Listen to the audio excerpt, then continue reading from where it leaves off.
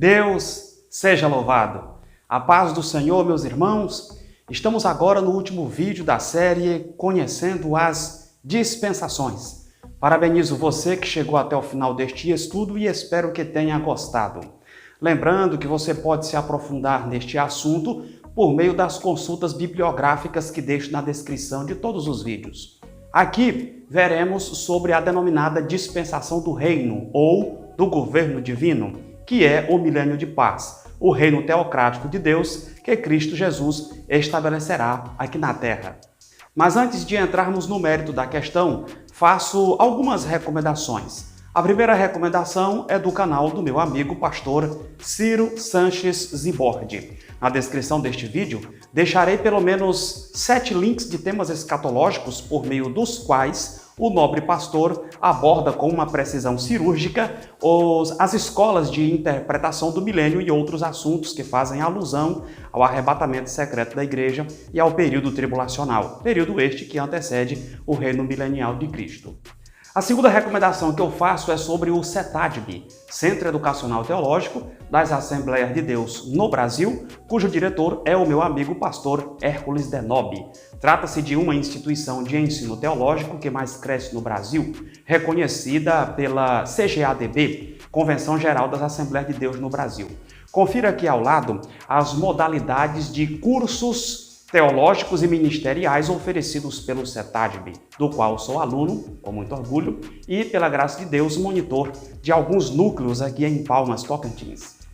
Curso teológico básico, curso teológico médio, curso teológico avançado, curso de capelania evangélica, curso para a formação de jovens pentecostais, curso para a formação de obreiros, curso Perguntas Escatológicas, já na versão ampliada. Além destes, o CETADB também oferece o curso Bacharel Livre em Teologia e curso para Discipulado Cristão de Novos Convertidos.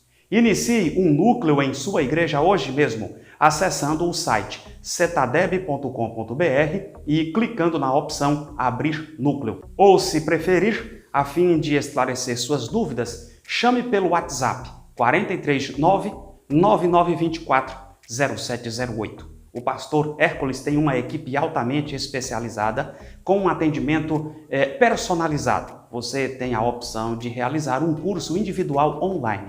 Inclusive, para este vídeo sobre a dispensação do governo divino, eu farei uso, de forma resumida, é claro, deste módulo do curso básico em teologia e também deste livro, curso Perguntas Escatológicas. Ambas as obras são de autoria do mestre pastor Ciro Sanches Zibordi.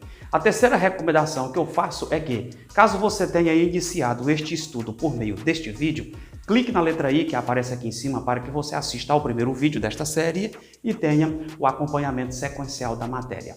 Então, vamos ao assunto final deste vídeo porque a nossa viagem está chegando ao fim.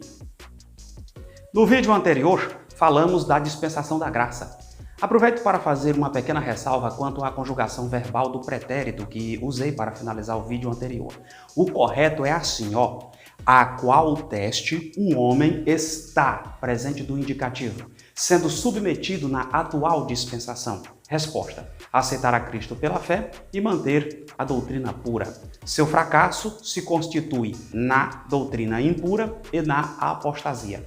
E o seu julgamento será deixado para seguir a falsa doutrina, deixado para o período tribulacional. Veja na tela a continuidade do gráfico de cores que usamos no vídeo de número 6 para ilustrar as dispensações. Após a dispensação da lei, veio a dispensação da graça, representada por este paralelepípedo de cor verde. Sua duração é de tempo incerto, mas sabe-se que já se passaram quase 2000 anos completos desde a sua inauguração.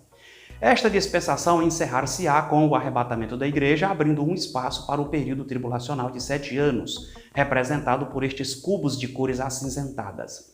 Após este período, Jesus virá para estabelecer o reino de paz, que é a dispensação do governo divino, representada por este paralelepípedo de cor azul, parecendo com a minha gravata. Apocalipse capítulo 20, na parte final do versículo 4, diz: e reinarão com Cristo durante 1000 anos. A expressão 1000 anos aparece por 6 vezes nos versículos de número 1 a 7 de Apocalipse 20. Esta expressão deu lugar ao termo milênio, um vocábulo formado a partir do latim mille, que significa 1000, e de anos, com 2 N's, que significa ano. O milênio será a 7ª e última dispensação. Será a dispensação da plenitude dos tempos. Será, de acordo com as Escrituras, um tempo de restauração para todas as coisas. É aquele período de tempo a qual Cristo reinará na terra como o Rei dos Reis e Senhor dos Senhores, associando consigo mesmo naquele reino os seus santos de todas as dispensações. Será um período de paz, prosperidade, longevidade e justiça prevalecente universalmente. Ao invés do pecado, a justiça encherá a terra. Será verdadeiramente a idade áurea da terra, acerca da qual os poetas têm entoado e pela qual este mundo triste e sofrido tem esperado através de todos os séculos, desde que o seu rei foi rejeitado e crucificado pelos que lhe pertenciam e por cuja razão o reino foi adiado. O milênio será a última prova do homem e não um descanso. Esta prova, ou teste, diz respeito a obedecer a Cristo e adorá-lo. Será a prova nas melhores circunstâncias possíveis. A justiça reinando, o curso do mundo transformado, o céu aberto, Cristo na terra e a terra, por sua vez, cheia da plenitude de Deus. Haverá profundas mudanças na terra durante o milênio. A maldição que Deus pronunciou devido ao pecado será removida e assim a bênção de Deus mover-se-á sobre a terra. Os cientistas contemporâneos esperam uma modificação na estrutura terrestre e dos polos. Eles asseveram que se houvesse um estudo suficiente, poder-se-ia predizer quando a Terra terá seus polos modificados. Alguns mais corajosos chegaram até a marcar uma data, isto é, o ano 2000. Nós, porém, que cremos na palavra profética e nas determinações de Deus, sabemos que isto é possível a qualquer momento. Vejamos agora alguns itens a serem destacados sobre este período de paz universal. Em primeiro lugar, quando se dará o milênio? Resposta: quando completar-se os tempos dos gentios. Como assim, irmão Evandro? Não entendi. O pastor Ciro Zibordi explica melhor. A expressão tempos dos gentios, citada por Jesus em Lucas 21 e 24, alude ao tempo em que Israel permaneceria sob o domínio estrangeiro. Olhando neste mapa, de autoria do reverendo Lawrence Olson, vocês irão perceber que este período começou quando uma parte dos israelitas foi levada para a Babilônia em 586 a.C. e terminará efetivamente quando Cristo inaugurar o reino milenial. Então, para resumir a ópera, estamos na dispensação da graça. O fim da mesma será marcado com o arrebatamento da igreja. Jesus vem, arrebata os salvos e os conduz ao bema e às bodas do Cordeiro. Enquanto isso, aqui na terra, os judeus e o mundo que não creu em Jesus curtirão 7 anos de tribulação sob o domínio do supermeme de Satanás, o anticristo. Este período de domínio gentílico permanecerá até que os pés da estátua, que é o império do anticristo, sejam atingidos pela pedra cortada sem mãos. Esta pedra é Jesus, vindo com poder e grande glória junto com a sua igreja. É a epifaneia de sua parousia. Será o momento em que o Senhor destruirá os inimigos do seu povo na batalha do Armagedon, lançando o anticristo e o falso profeta no lago de fogo, julgando as nações, prendendo Satanás no grande abismo e estabelecendo o seu reino aqui na terra. Aleluia, aleluia, aleluia, aleluia, aleluia. Aproveitando o gancho das lições do pastor Ciro Sanches Zibordi, faço aqui um breve destaque. Vemos que, nos tempos dos gentios, o mundo não irá melhorar em nenhum aspecto. A humanidade tem sido alvo de toda sorte de sofrimento em todas as esferas que se imaginar, de todos os níveis que se pensar. Dúvidas a respeito do futuro perpassam a mente assombrada das pessoas. Em todo o mundo está havendo planejamento nas áreas social, científica, política, religiosa, econômica e em outras mais, na tentativa de encontrar soluções que venham resolver os problemas e as situações caóticas que fustigam e afligem a população terráquea. A paz e a união entre as nações, sejam elas comunistas, capitalistas ou socialistas, são, dentre os vários assuntos, os mais discutidos nas grandes reuniões promovidas por bloco de nações mais ricas do mundo.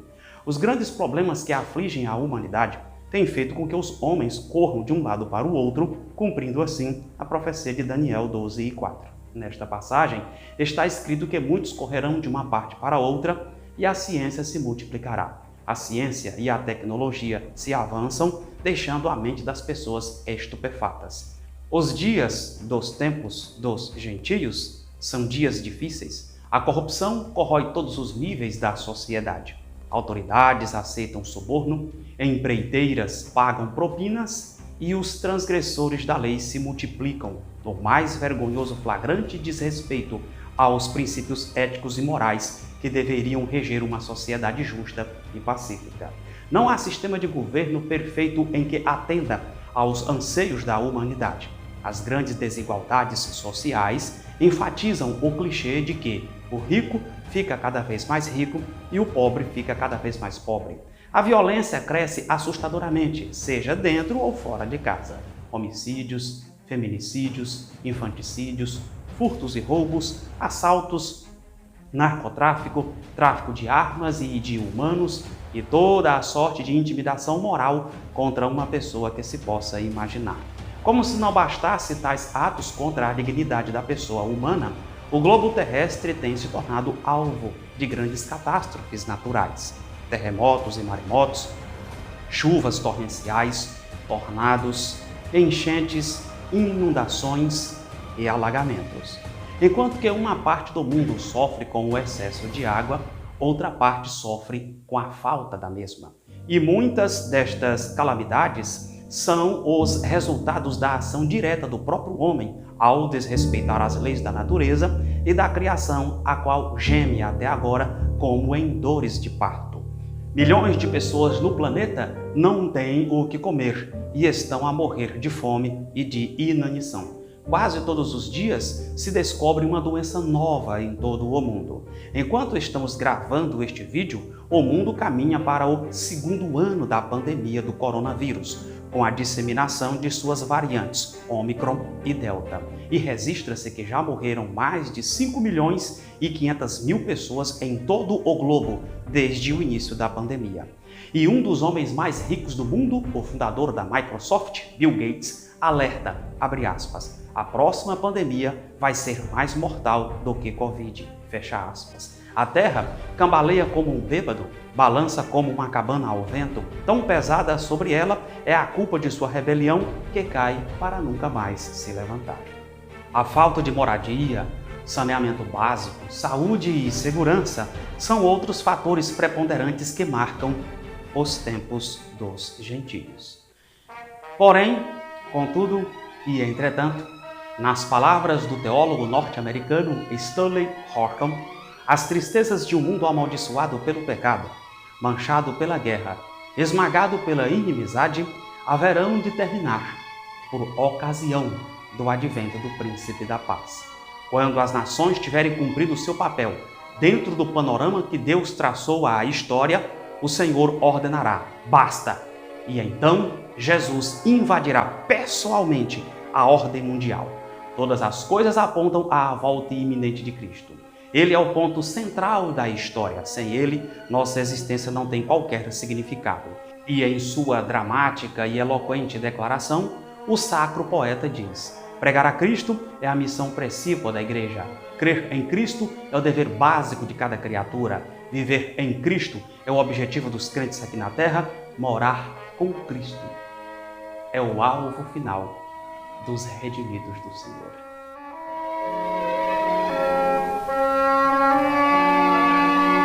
Em segundo lugar, qual será a forma de governo? Resposta: teocrático, isto é, o próprio Deus regerá o mundo na pessoa de seu Filho, o Senhor Jesus Cristo, conforme lemos em Daniel 7,14. Não será a monarquia, não será a democracia, tampouco a autocracia. O reverendo Lawrence Olson ensina que certas passagens das Escrituras indicam que o rei Davi, de cuja linhagem veio Jesus segundo a carne, tomará parte do governo de Israel já restaurado, servindo como príncipe ou corregente, conforme as passagens de Oséias 3:5 e Jeremias 30, versículo 9. Em terceiro lugar, onde será a sede de governo? Com certeza, não será em Brasília, nem em Washington, nem em Paris, nem Cidade do México, nem Assunção, nem Pequim, nem Tóquio, mas sim Jerusalém. Jerusalém será a capital do mundo. Lembrando que a Bíblia fala de duas Jerusaléns, a terrestre e a celeste. É a Jerusalém terrestre que será a capital mundial, pois a sede de governo de Cristo estará no lugar onde existe mar. Leia Ezequiel 47:15. Em relação aos salvos transformados, estes, nas lições do pastor Ciro Sanches Zibordi, não estarão restritos à Jerusalém terrestre, pois eles terão livre acesso à terra. Desta forma, não há dúvida de que o milênio de paz se dará na terra. Em quarto lugar, quem participará do milênio? Ainda com os ensinamentos do pastor Ciro Sanches Zibordi, teremos dois grupos distintos na terra: a igreja glorificada e os povos naturais. A igreja se constitui dos salvos transformados que reinarão com Cristo. Os povos naturais, por sua vez, constituem-se de, primeiro, judeus salvos; segundo, gentios absolvidos no julgamento das nações; terceiro, os sobreviventes da grande tribulação; quarto, o povo nascido durante os 1000 anos de paz. Note que a igreja poderá interagir com os povos naturais, tal como Jesus interagiu com seus discípulos após sua ressurreição. Em quinto lugar, quais serão as condições espirituais? O reverendo Lawrence Olson ensina que as condições espirituais durante o milênio serão um grande contraste com as condições que prevalecem nos dias atuais. A profecia de Joel 2, 28 e 29 terá o seu total cumprimento, em que o Espírito Santo será derramado sobre Israel e as demais nações. Note que o apóstolo Pedro, mencionando a referida profecia de Joel em Atos 2, 17 e 18, usa a expressão "do meu espírito derramarei", indicando que, durante a dispensação da graça, cuja inauguração se deu no dia de Pentecoste, o Espírito Santo seria derramado de forma parcial. Porém, contudo e entretanto, no milênio, este derramamento será de forma plena, ou seja, total. Por isso, essa ligeira diferença entre os dois escritos sagrados: derramarei o, derramarei do. Durante o milênio, o conhecimento do Senhor será universal. A glória de Deus se manifestará continuamente sobre a cidade de Jerusalém. Durante este período, haverá paz universal. Hoje, os esforços humanos para promover a paz entre os homens são vãos. Porém, chegará o dia em que o Príncipe da Paz estabelecerá a perfeita harmonia entre as nações. Lembrando que, neste período de paz, o arqui-inimigo de Deus, Satanás, estará preso no grande abismo, de maneira que ele ficará impossibilitado de exercer o seu nefasto programa de engano entre os homens. Céus e terra serão transformados, ou seja, purificados de todas as influências do mal de Satanás e suas hostes. Em sexto lugar, no que diz respeito às condições físicas, teremos o seguinte: os seres humanos gozarão de vida longa porque o jovem morrerá com a idade de 100 anos. O trabalhador não trabalhará debalde. Já pensou um lugar em que uma pessoa possa trabalhar honestamente, pagar seus tributos regularmente e tê-los de volta por meio de moradia, segurança, saúde, educação e infraestrutura decente?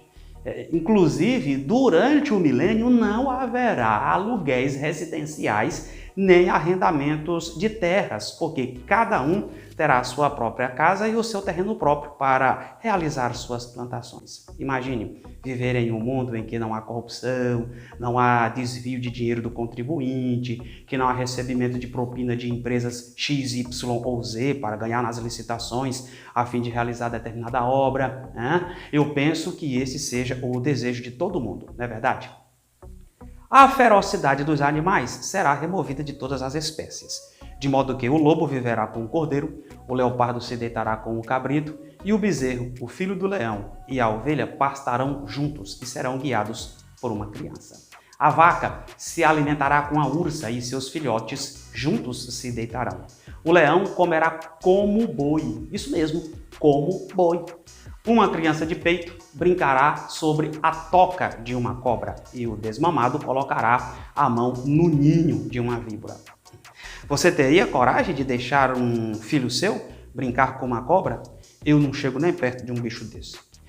Não haverá guerras, pois será extinta a indústria bélica. Ninguém reclamará de injustiça por parte do rei, pois ele julgará segundo o temor do Senhor, não segundo a aparência e nem com base no disse-me-disse. Em 7º lugar, como se dará o fim do milênio? O teólogo estadunidense Cyrus Scofield leciona que, no final do milênio, Satanás será solto por um pequeno período, instigando uma rebelião final que será sumariamente abafada pelo Senhor Jesus. O teólogo brasileiro, pastor Ciro Sanches Zibordi, por seu turno, explica que as nações enganadas por Satanás cercarão o arraial dos santos, assim como ocorreu na Batalha do Armagedon. Mas, tal como ocorreu nos dias do profeta Elias diante dos profetas de Baal, fogo descerá do céu e devorará os rebeldes. Todos estes mortos serão julgados no juízo do trono branco, e Satanás será definitivamente condenado ao lago de fogo, sendo atormentado noite e dia por toda a eternidade. O fato de que o homem dará ouvidos aos enganos de Satanás, embora tenha usufruído das bênçãos e das melhores influências espirituais durante este período, mostrará que o estado de depravação natural do coração humano ainda se encontra enraizado dentro de seu instinto pecaminoso por natureza. E este estado de depravação será revelado no fim deste período de 1000 anos. O fim do milênio marcará também o fim de todas as dispensações terrestres e o fim do tempo. Portanto, o reino dos céus está próximo. Espero eu que este estudo possa renovar a sua esperança e o seu anseio de que um dia nós reinaremos com Cristo quando Ele voltar. E para encerrarmos este estudo, conhecendo as dispensações, veja na tela a conclusão da tabela construída. A qual teste o homem será submetido? Obedecer e adorar a Jesus. Qual será o seu fracasso? A rebelião final. Qual será o seu julgamento? Satanás liberto ou inferno eterno? Ainda há muitas questões sobre o milênio que aqui não abordamos. Por exemplo, eu não falei do templo milenial, também não falei do rio caudaloso, cuja nascente é o altar do referido templo. Mas, como eu disse no início, na descrição deste vídeo tem os links do canal do pastor Ciro e vocês poderão estar tomando tempo com o assunto, como ele mesmo diz, estudando com mais afinco, também por meio de uma instituição de ensino teológico de referência. Muito obrigado a todos vocês que me acompanharam até aqui. Se acharem por bem, compartilhem esse estudo com mais alguém. E eu ainda estou conversando com os meus botões, não é bem certo, mas estou pensando na possibilidade de gravar outra série de vídeos para tratar da estátua do sonho de Nabucodonosor. Um vídeo para cada parte da estátua. E também vou incluir os animais, lá dos capítulos 7 e 8 do mesmo livro. Que Deus vos abençoe. E até a próxima.